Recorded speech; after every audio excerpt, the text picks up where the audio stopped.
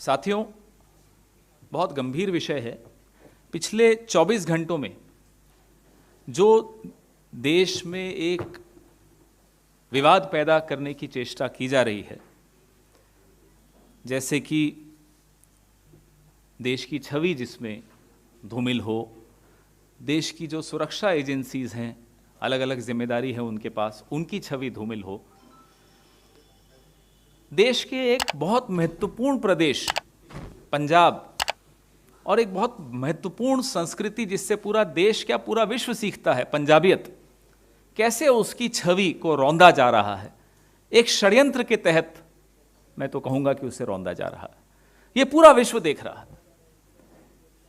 आखिर कारण क्या है कि आप सरेआम, और देश के आप राजा हैं, प्रधानमंत्री हैं, दूसरा टर्म चल रहा है आपका, 303 सीटें हैं आपके पास, कई राज्यों में आपकी सरकार है, लेकिन आप देश की छवि के साथ खिलवाड़ करने में एक मिनट नहीं लगाते, आप और आपकी पूरी पार्टी और आपके कुछ करीबी मीडिया के साथी। ये क्या हाल बना रखा है देश का। तथ्य सबके सामने है, कोई तथ्य छिपा नहीं है किसी से भी। यह तथ्य है कि आखिरी मौके पर हेलीकॉप्टर की जगह सड़क मार्ग पर जाने का निर्णय भटिंडा एयरपोर्ट से फिरोजपुर जाने का लिया गया।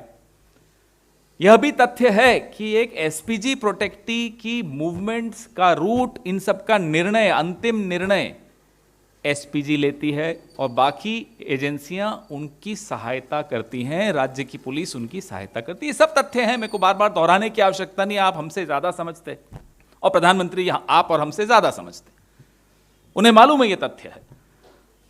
फिर इन तथ्यों को तोड़ मरोड़ कर पेश करना, जो शब्द कल प्रधानमंत्री ने कहा जाता है कि उन्होंने कहे भटिंडा एयरपोर्ट पर अधिकारियों को थैंक यू कह देना, मुख्यमंत्री को, कि मैं भटिंडा एयरपोर्ट तक जिंदा लौट आया हूं, ये शब्द शोभा देते हैं। ये शब्द पूरे विश्व ने सुने होंगे। क्या आप संदेश देना चाह रहे हो विश्व को? क्या हम एक बनाना रिपब्लिक हैं? किस तरह की जुबान है ये? आप बिना बताए, बिना प्रायोजित कार्यक्रम के पाकिस्तान चले जाते हैं, वहां आप सुरक्षित महसूस करते हैं। अपने ही देश के पंजाब में आपको, अपने ही देश के नागरिकों से आप को ऐसी क्या घबराहट है, नफरत है कि आप इस तरह के शब्द इस्तेमाल करेंगे एक पूरे प्रदेश के लिए? साथियों, तथ्य यह भी है, और इन तथ्यों से कोई नावाकिफ नहीं है, खासतौर पे प्रधानमंत्री, कि किसान कुछ मांगों को लेकर दुखी हैं, व्यथित हैं, परेशान हैं। तथ्य यह भी है कि आपके गृह राज्य मंत्री टेनी साहब आज भी आपके गृह राज्य मंत्री बने हुए हैं। 3 दिन हो गए हैं चार्जशीट में उनके पुत्र का नाम आए हुए, आपने एक्शन नहीं लिया। तथ्य यह भी है कि 700 मृत किसान मुआवजे के लिए उनके परिवार आज भी प्रतीक्षारत हैं, आपने एक्शन नहीं लिया। एमएसपी पे कमेटी नहीं बनी। ये तमाम तथ्य आपके सामने हैं। तो विरोध होता है राजनीति में, लोकतंत्र में विरोध का सामना किसने नहीं किया? लेकिन आप पूरी एक कौम को, पूरे एक प्रदेश को, पूरे एक पंजाबियत को, पूरी संस्कृति को बदनाम कर देंगे। मैं कुछ और उदाहरण आपके सामने रखना चाहता हूं तारीखों के साथ। 22 सितंबर 2017, बड़ा ध्यान से सुनिएगा। लंका गेट नामक इलाका है वाराणसी में, प्रधानमंत्री की कॉन्स्टिट्यूएंसी है। प्रधानमंत्री जी अपने लोकसभा क्षेत्र के दौरे पर थे। 22 सितंबर 2017, लंका गेट पर बनारस हिंदू विश्वविद्यालय की कुछ छात्राएं, 500 के लगभग छात्राएं, यौन उत्पीड़न के खिलाफ प्रदर्शन करने आ गईं। प्रधानमंत्री जी को वहीं से गुजरना था। पुलिस के आला अधिकारी गए, मनाने की चेष्टा की, वो नहीं हटी। वो नारेबाजी कर रही थी, वो अपना विरोध व्यक्त कर रही थी, उनका अधिकार था, लोकतांत्रिक अधिकार था। क्या आपने सुना कि प्रधानमंत्री वाराणसी एयरपोर्ट पर जाते हुए मुख्यमंत्री आदित्यनाथ के नाम पे ये संदेश दिए कि थैंक यू आदित्यनाथ जी, मैं जिंदा वाराणसी एयरपोर्ट पे लौट आया हूं। सुना आपने? उदाहरण नंबर 2, 15 सितंबर 2018 स्वच्छता श्रमदान के कार्यक्रम में प्रधानमंत्री का काफिला पहाड़गंज जाते हुए दिल्ली की ट्रैफिक जाम में फंस गया। बीजेपी के ट्विटर हैंडल पे तारीफ की गई कि देखिए कितना आम आदमी की तरह प्रधानमंत्री जी भी रुके हुए लाल बत्ती पर या ट्रैफिक जाम में। क्या आपने सुना कि संदेश दिया हो अरविंद केजरीवाल को कि अरविंद जी थैंक यू, मैं सकुशल 7 लोक कल्याण मार्ग पर जिंदा लौट आया हूं? नहीं सुना। मैं आपको एक उदाहरण और देता हूं। मेजेंटा लाइन गौतम बुद्ध नगर, तारीख थी 25 दिसंबर 2017, उसके उद्घाटन पे प्रधानमंत्री जी जा रहे थे। वहां कहीं रास्ता भटक गए, कुछ मिनटों का विलंब हुआ, एक छोटा अधिकारी पुलिस का सस्पेंड हुआ। क्या आपने सुना कि आदित्यनाथ जी धन्यवाद, थैंक यू, मैं जिंदा लौट आया हूं? ये शब्द शोभा देते हैं प्रधानमंत्री को। तो जहां जहां आपके अपनों की सरकार है या आपकी अपनी सरकार है, वहां आपकी जान को कोई खतरा नहीं है, वहां आप बर्दाश्त कर लेते हो ट्रैफिक जाम में फंसना और अपनी तारीफ और करवा लेते हो। जो अपना आपका लोकसभा क्षेत्र है, वहां प्रदर्शन आपके खिलाफ हो रहा था, आपने तब नहीं कहा आपकी जान को खतरा है। पंजाब से आपको क्या नफरत है? एक उदाहरण और देता हूं यह साबित करने के लिए कि आपको पंजाब से कुछ दिक्कत है। 2017 का गुजरात का चुनाव, यह देश नहीं भूलेगा कि देश के एक भूतपूर्व प्रधानमंत्री डॉक्टर मनमोहन सिंह, देश के पूर्व सेनाध्यक्ष दीपक कपूर, जनरल दीपक कपूर, देश के पूर्व उपराज्यपति हामिद अंसारी के विरुद्ध गुजरात के चुनाव प्रचार में प्रधानमंत्री ने क्या कहा था कि पाकिस्तान के साथ मिलकर मेरे खिलाफ षड्यंत्र रच रहे हैं। देश के प्रधानमंत्री के खिलाफ, देश के पूर्व सेनाध्यक्ष के खिलाफ। उसके बाद अरुण जेटली साहब अब हमारे बीच नहीं रहे हैं, उन्होंने लोकसभा में, राज्यसभा में खड़े होकर संसद में माफी मांगी, खेद व्यक्त किया प्रधानमंत्री की इस बदजुबानी पर। आप चुनाव जहां हो रहा है, आप किस स्तर पर उतरकर राजनीति करना चाहते हैं, हमें इस बात का जवाब दीजिए। जहां आपको देश की छवि की चिंता नहीं है, देश की संस्थानों की छवि की चिंता नहीं है। अरे प्रधानमंत्री आप भारतीय जनता पार्टी के नहीं हैं, हम सबके प्रधानमंत्री हैं। आपकी जान की कीमत इस देश का बच्चा बच्चा जानता है, और आप उस राज्य का, उस पंजाबियत का अपमान कर रहे हैं। अरे जितने तिरंगे आपने और आपकी पार्टी ने और संघ ने जिंदगी में नहीं फहराए होंगे, उतने तिरंगे हमारे पंजाब के सपूतों की लाश पर लपेटे जाते हैं। शर्म आनी चाहिए आपको उस पंजाब का अपमान करने। वो जवान हो, वो किसान हो, उसने इस देश का नाम रोशन किया है पंजाब ने। और मैं 3 करोड़ पंजाबियों की तरफ से नहीं बोल रहा हूं, मैं पूरे विश्व के पंजाबियों की तरफ से बोल रहा हूं कि आज हमारा सर प्रधानमंत्री जी ने झुका दिया। इस तरह का अपमान करेंगे आप हमारे राज्यों का? इस तरह का अपमान करेंगे हमारे एक महत्वपूर्ण राज्य की संस्कृति का, जिसका पूरे विश्व में बोलबाला है? क्यों? क्योंकि आपकी रैली में भीड़ नहीं आई, क्योंकि किसान आपसे नाराज हैं। 1982 में इंदिरा जी प्रधानमंत्री थी, उत्तर प्रदेश गई, रास्ते में उनका काफिला बेरोजगार नौजवानों ने रोका। मुख्यमंत्री नारायण दत्त तिवारी जी थे, रुकी, ज्ञापन लिया, उनको गवर्नर हाउस में बुलाया, उनसे चर्चा की और खुशी खुशी वो चले गए। 80 के ही दशक में मैं उदयपुर में था, पढ़ता था, राजीव गांधी आए थे, गांधी ग्राउंड में भाषण दे रहे थे। अचानक सभा स्थल में छात्रों ने नारेबाजी शुरू कर दी उनके खिलाफ। उन्होंने वहीं माइक से उनसे संवाद शुरू कर दिया। फिर सर्किट हाउस में उनको बुलाया, उनसे बात की। अरे अपने ही देश के हैं ये प्रदर्शनकारी। अगर चलिए आप नहीं मिलना चाहते, आपको आपत्ति है प्रदर्शनकारियों से मिलने में, आपकी इच्छा, हम आपको उसमें नहीं बोलना चाहते, आप अपना शैली है आपकी, नहीं आप विश्वास रखते लोकतंत्र में, मान लेते हैं। आप 15 मिनट तो देंगे स्थानीय पुलिस को रास्ता साफ करने में। आपको नहीं मालूम था कि पूरे प्रदेश में बड़ी मुश्किल से किसानों को हटाया जा रहा था, मनाया जा रहा था मुख्यमंत्री द्वारा? क्या चाहते थे आप? उन पर गोली चला देते? आपने तो कीलें बिछा दी थी ना यहां सड़कों पर। क्या चाहते थे आप नहीं मिलना चाहते थे, मत मिलिए। 15 मिनट दे देते, साफ हो जाता, चले जाते। तीसरी चॉइस थी आपके पास कि आप कोई और रास्ता ले लेते। आपने क्या चुना? पूरे पंजाब को, पूरी पंजाबियत को, सबको बदनाम करना। अरे मेरे खिलाफ साजिश हो गई, अरे मेरे खिलाफ साजिश हो गई। शर्म आनी चाहिए इस तरह की भाषा बोलते हुए। एक एक पंजाबी अपनी जान पर खेल के रक्षा कर सकता है अपने प्रधानमंत्री की, वो किसी पार्टी का हो प्रधानमंत्री, कोई फर्क नहीं पड़ता है। बड़ा दुख होता है कि आज इस तरह का विवाद देश का प्रधानमंत्री पैदा कर रहा हो, सिर्फ इसलिए कुर्सी की लड़ाई है। वो खाली कुर्सी की लड़ाई हो या जिस कुर्सी पर वो बैठे हैं उसकी लड़ाई हो, हमें उसमें कोई मतलब नहीं। आप कुर्सियां नहीं भर पा रहे, आप समय चाहते थे, जो भी चाहते थे कि कुर्सियां भर जाएं, नहीं भर पाए, तो आप इस तरह से हल्की राजनीति पर उतर आएंगे, ये अच्छी बात नहीं है। Friends, over the last 24 hours, there have been some attempts, unfortunately, by the Prime Minister of India and the ruling party and some of their friends in the media, to create a controversy. Controversies get created, part of democracy, but this is a dangerous controversy. Why is it dangerous? This undermines the image of our country. We are not a banana republic.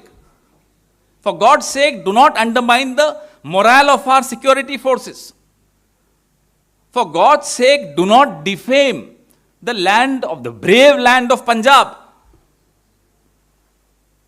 You cannot demonize an entire region, an entire culture because of your petty politics.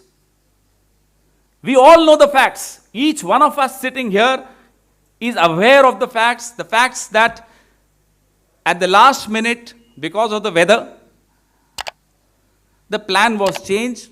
The Prime Minister, who was supposed to travel by helicopter, decided to travel by road. We are all aware of the fact that an SPG protectee, his route, every minute of his program, is decided by the SPG, and the SPG is assisted by the local police and other agencies. We are all aware of another fact, that the farmers are sad and upset, and they feel betrayed and cheated because your MOS home, Mr. Ajay Mishra Teni, is still your MOS home, despite his son's name appearing in the charge sheet 3 days ago. We are all aware that 700 dead farmers, their families are waiting for compensation. You haven't done it. We are all aware that the committee on MSP is yet to be constituted. We are all aware that the criminal cases filed against the farmers in Haryana and Uttar Pradesh have still not been withdrawn. These are promises that you had made, and you haven't fulfilled these promises, at least the last 3 promises. You never spoke about Ajay Mishra Teni, so that was not a promise. So you were aware as Prime Minister of India that the farmers are protesting against you. You had options. You could have waited and let the Punjab police clear the route. You could have met protesters. Fair enough, you don't want to meet protesters. You never met protesters in your life. You hate questions, you hate protests, you hate opposition, you hate accountability. Fair enough, we will not judge you on that right now. Third option was you take another route. But what did you choose? You chose to defame Punjab. I'll give you some examples, very quickly run you through some examples with some dates. 22nd September 2017, the Prime Minister was visiting his home constituency, Varanasi. Some girls of Banaras Hindu University were protesting against harassment, 500 odd girls, at the Lanka Gate area of Varanasi. Top police officers tried to dissuade them, but they failed. And the girls continued protesting. Did you hear the Prime Minister utter these words, which he uttered yesterday for Punjab and in Punjab? Thank you, Mr. Chief Minister, मैं जिंदा लौट आया, I am returning alive. You didn't hear this against Adityanath. Why didn't he use these words in Uttar Pradesh? I'll give you another example. This is 15th September 2018 in Delhi, when the Prime Minister was attending the Swachhata Shramdan program. His cavalcade got stuck near Paharganj in a traffic jam. The BJP official Twitter handle praised him. Oh, look at him, ending the VIP culture. Prime time shows, end of VIP cultures. Prime Minister behaves like a common man. You did not say, Mr. Chief Minister, Mr. Arvind Kejriwal, thank you, I am going back alive. Why? Why these double standards? Another date, 25th December 2017, when you were going to inaugurate the Magenta line of the metro in Gautam Budh Nagar. Your cavalcade lost its way, wasted some minutes. A small officer was suspended, but I didn't hear anybody, none of us heard these words. For Adityanath, thank you, I am going back alive. Why are you insulting Punjab? Nobody can ever forget what the Prime Minister did in Gujarat in the 2017 election, where he accused the former Prime Minister of India, Dr. Manmohan Singh, former Army General Deepak Kapoor, and former Vice President Hamid Ansari ji, of plotting against him in collusion with Pakistan. Can you believe this? This is the Prime Minister of India. Later, Mr. Arun Jaitley had to regret and apologize in the parliament for these irresponsible remarks. That's the Prime Minister for you. To win petty political battles, you cannot undermine this country, any region of this country, any institution of this country. But unfortunately, the Prime Minister always chooses to do this, especially when that region has nothing to do with the BJP. That region rejects the BJP always. Why do you do that? Do not try and prove it to the world, show it to the world, something which is not true. India is not a banana republic, despite your efforts to make it so. Your questions, please.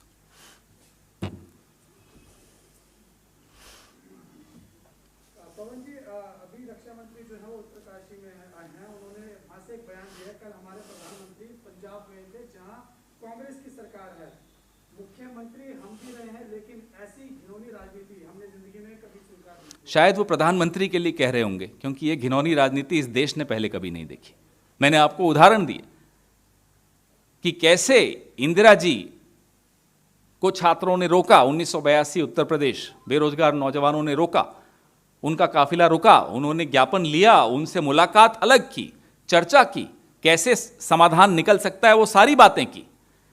तो इस तरह की हल्की राजनीति वाकई इस देश ने नहीं देखी। ये गलत नहीं बोल रहे हो, सही बोल रहे हैं, लेकिन गलत व्यक्ति के लिए बोल रहे हैं। राजीव जी का उदाहरण मैंने आपको दिया, उदयपुर का, जहां वो गांधी मैदान, गांधी ग्राउंड में भाषण दे रहे थे, अचानक नौजवानों ने विरोध व्यक्त किया, नारेबाजी की, उन्होंने वहीं उनसे संवाद शुरू किया और सर्किट हाउस में फिर उनसे अलग बैठक की। अरे आप इस देश के प्रधानमंत्री हैं, इस देश के नागरिक अगर आपके किसी निर्णय के विरोध में आपसे विरोध व्यक्त कर रहे हैं या आपसे चर्चा करना चाहते हैं, तो आपके पास ऑप्शंस हैं। आप करना चाहते हैं तो करिए चर्चा, नहीं करना चाहते तो आप निकल लीजिए दूसरे रास्ते से। समझ में आता है ये बात। या इंतजार करिए कि पुलिस शांतिपूर्ण तरीके से उनको हटा दे, क्योंकि अपने ही देश के नागरिकों पर आप क्या गोली चलवाएंगे किसानों पर? तो ना आप उन्हें 15 मिनट का समय देना चाहते हैं, ना आप उनसे बात करना चाहते हैं, ना आप कोई ऑल्टरनेटिव रूट लेना चाहते हैं। आप चाहते हैं पंजाब को, पंजाब की पूरी 3 करोड़ पंजाबी जनता को, विश्व की पंजाबी संस्कृति को बदनाम करने। पंजाब की संस्कृति मालूम है उन्हें, वो अपनी जान पर खेलकर प्रधानमंत्री की रक्षा करे। एक एक पंजाबी में वो जज्बा होता है। और जिस तिरंगे का ये आज दम भरते हैं, इतने तिरंगे इन्होंने नहीं देखे होंगे जितना हमारे पंजाब के सपूतों की लाश पर लपेटे जाते हैं। तो इन्हें बोलने से पहले वाकई सोचना शुरू कर देना चाहिए। अब सर, आप कह रहे हैं कि प्रधानमंत्री जो है वो कुर्सी के लिए सब कह रहे हैं, लेकिन आज प्रधानमंत्री इस मुद्दे को लेकर जो है राष्ट्रपति से मिले हैं और राष्ट्रपति ने भी इस घटना को लेकर अपनी चिंता जाहिर की है। प्रधानमंत्री इस देश के हैं। जिस दिन उन्हें यह आभास हो जाएगा कुछ निर्णय ठीक लेना शुरू कर देंगे। वो आज भी अपने आप को भाजपा के प्रधानमंत्री मानते हैं। इसलिए हर कदम में राजनीति, हर कदम में हल्के स्तर की राजनीति, ये अच्छी बात नहीं है। देश सर्वोपरि होता है। प्रधानमंत्री का पद सबके लिए महत्वपूर्ण है, आदर के योग्य है। उसकी सुरक्षा की जिम्मेदारी एक एक नागरिक को है। प्रधानमंत्री के पद की एक मर्यादा भी होती है उसकी जिम्मेदारी भी प्रधानमंत्री के कंधे पर है, यह बात वो भूल जाते हैं।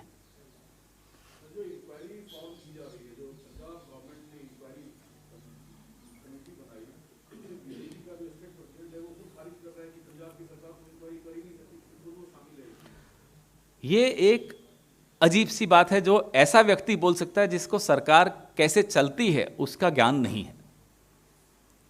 अगर आप कह रहे हैं कि पंजाब पुलिस से कोई गलती हुई तो वो इंक्वायरी तो होगी ना। तो ये मतलब क्या हुआ कि अगर गलती केंद्र के फोर्सेस से हुई होगी, गृह मंत्रालय के फोर्सेस से हुई होगी, तो क्या बाहर का देश से इंक्वायरी कराओगे? मतलब ये किस तरह की तर्क देते हैं, यह बात हमें समझ में नहीं आती।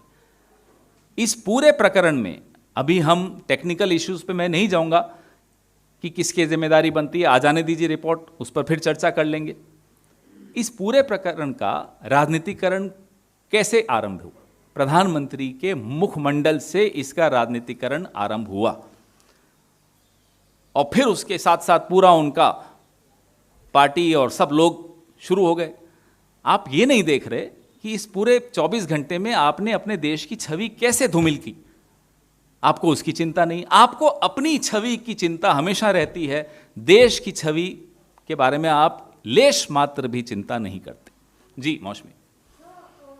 दो चीजें हैं, एक तो आपकी पार्टी के भीतर से ही एक तरह से निंदा की गई है। सुनील जाखड़ साहब ने बोला कि ये पंजाबियत के खिलाफ है, जिम्मेदारी पंजाब सरकार की बनती है जो हुआ, जो सिक्योरिटी जिस तरह से प्रोटेस्ट हुआ। दूसरा, भाजपा जो है वो महामृत्युंजय जाप करा रही है, तो इन दोनों पर आपकी क्या है? चन्नी जी की प्रेस कॉन्फ्रेंस आपने भी देखी, उन्होंने स्वयं बोला कि वो अच्छा होता कि प्रधानमंत्री का कार्यक्रम होता सुचारू रूप से, वो अपनी मांग भी रखते, प्रधानमंत्री कुछ देकर ही जाते पंजाब को। तो वो तो पंजाब के साथ तो गलत हुआ, लेकिन जो उसके बाद किया गया वो पंजाब के साथ, पंजाबियत के साथ, पंजाब के करोड़ों करोड़ों पंजाब में रहने वाले या विश्व भर में रहने वाले पंजाबियों के खिलाफ बहुत बड़ा अपमान है।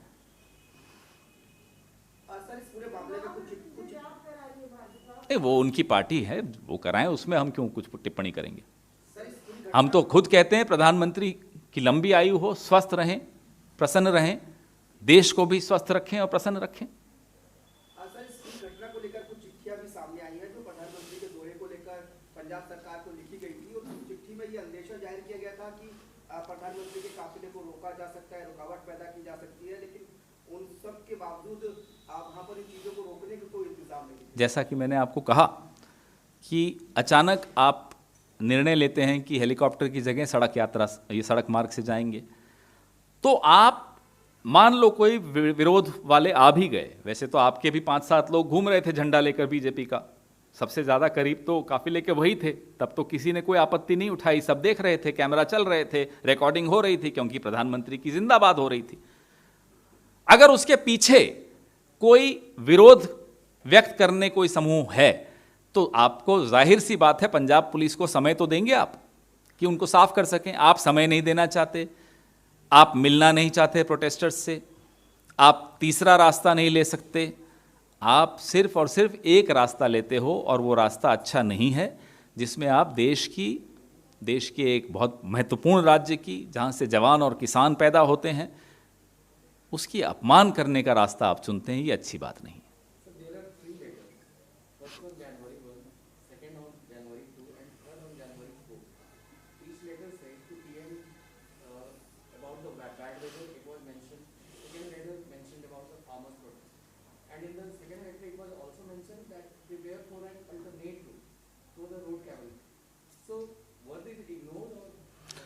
There is a particular blue book which the SPG follows.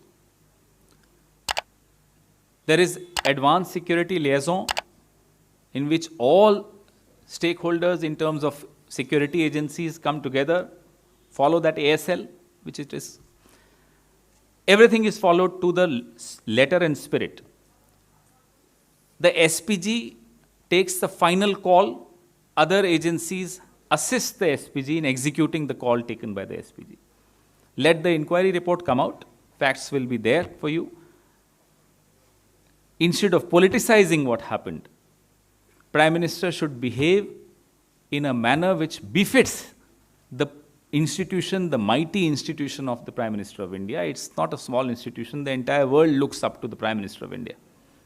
Sir क्या लगता है आपको, क्यों इस पूरे घटना को इतना विवादित किया जा रहा है, तूल दिया जा रहा है? क्या लग रहा है, क्या आपको लग रहा है कि पंजाब सरकार के खिलाफ कोई बड़ा फैसला लेने के लिए सारा कुछ किया जा रहा है?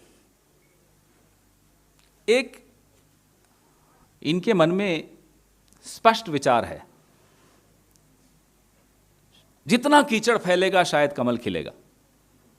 आपने देखा गुजरात चुनाव में किस हद पर आकर देश के पूर्व सेनाध्यक्ष के खिलाफ आप आरोप लगाते हो, देश के पूर्व प्रधानमंत्री के खिलाफ आप आरोप लगाते हो कि ये पाकिस्तान के साथ मिल गए। इससे ज्यादा कभी सुना है आपने किसी को ये बोलते हुए? और फिर शर्मिंदा भी हुए, माफी भी मंगवाई। मुझे मालूम है उस वक्त कितने दुखी थे डॉक्टर मनमोहन सिंह, हम सबको मालूम है कितने दुखी हुए वो सुनकर। इस तरह की राजनीति, तो इसका जवाब आप उनसे लीजिए जो इस तरह की राजनीति करते हैं। पवन जी, एक सवाल है कि आपकी पार्टी के नेता मनीष तिवारी ने कहा है कि जो कुछ भी हुआ प्रधानमंत्री के साथ वो होना नहीं चाहिए था और हम उसकी जुडिशियल इंक्वायरी चाहते हैं। जैसा मैंने कहा, रिपोर्ट आ जाने दें, तथ्य सबके सामने हैं। उन तथ्यों का और रिपोर्ट में जो तथ्य आएंगे तुलना करके देख लीजिएगा, फिर इस पे कोई निष्कर्ष पे हम पहुंच सकते। उससे पहले प्रधानमंत्री को यह शोभा नहीं देता कि एक पूरे राज्य का, एक पूरी संस्कृति का इस तरह से घोर अपमान करके चले जाएं। ये अच्छी बात नहीं है। भूपेश जी कह रहे हैं कि दलित सीएम बर्दाश्त नहीं हो रहा है, पीएम को और प्रधानमंत्री को बीजेपी को, इसको किस तरह? जाहिर सी बात है, जिस तरह की घटिया टिप्पणियां कल कुछ बीजेपी के लोग ट्विटर पे कर रहे थे चन्नी जी के खिलाफ, कल तो बहाना उन्हें ये वाला मिला, प्रधानमंत्री जी ने ये बहाना दिया कल तो, लेकिन उससे पहले से एक मुहिम चला रखी है संघ ने और भारतीय जनता पार्टी ने चन्नी जी के खिलाफ। ये पूरा पंजाब देख रहा है, पूरा देश देख रहा है और पूरा विश्व देख रहा है कि किस तरह से जातिवादिता भारतीय जनता पार्टी और राष्ट्रीय स्वयंसेवक संघ में कूट कूट कर भरी हुई है। पंजाब कांग्रेस के अध्यक्ष नवजोत सिंह सिद्धू ने कहा सुरक्षा में चूक मात्र दिखावा है, असली जो है प्रधानमंत्री का ये सियासी ड्रामा है। हम सब ने अखबारों के माध्यम से, मीडिया के माध्यम से आज सुबह भी देखा कि कैसे वहां कुर्सियां बिल्कुल खाली थी। होता है राजनीति में, कई बार आप ऐसे इलाकों में रैली करने जाते हो जहां आपका समर्थन तो दूर की बात है, विरोध हो रहा होता है, सबके साथ होता है। कोई ऐसी बात नहीं कि उन्हीं के साथ हो रहा हो, हम सबके साथ हुआ है। अब इसका हम रिएक्शन क्या देते हैं, हमारी प्रतिक्रिया क्या होती है, उससे मालूम पड़ता है कि हम कितने परिपक्व हैं। परिपक्व व्यक्ति इस तरह का रिएक्शन, परिपक्व लोकतंत्र में इस तरह का रिएक्शन नहीं आना चाहिए। जिस तरह की प्रतिक्रिया आ रही है, जिस तरह का विवाद पैदा करने की कोशिश की जा रही है, ये एक परिपक्व लोकतंत्र में नहीं संभव होता।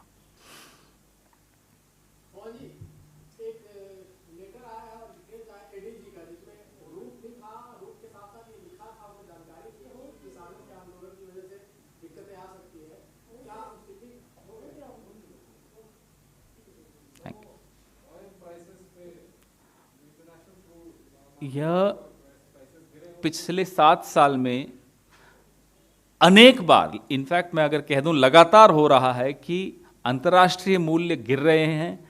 भारत के उपभोक्ता को भारत की सरकार किन्हीं कारणों से राहत नहीं देना चाह रही।